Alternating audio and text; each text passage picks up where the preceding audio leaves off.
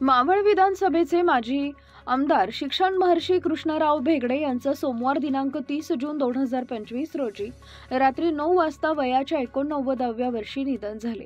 शिक्षण महर्षी आणि मावळ भूषण या उपाधींचा मान त्यांनी मिळविला होता। कृष्णराव भेगडे हे 1972 मध्ये जनसंघाचे आमदार होते। 1977 साली त्यांनी काँग्रेसमध्ये प्रवेश केला। 1978 साली ते पुन्हा विधानसभेवर निवडून आले होते।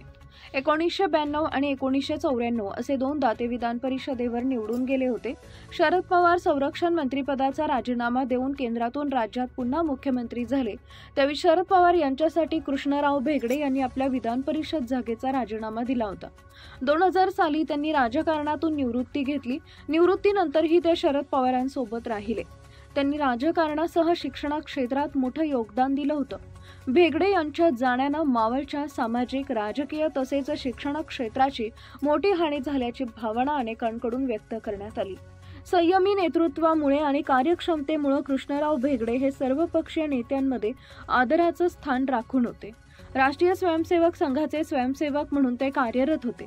संघाच्या विचारसरणीवर आधारित भारतीय जनसंघात त्यांनी राजकारणाची कारकीर्द सुरू केली होती असंही समजतंय।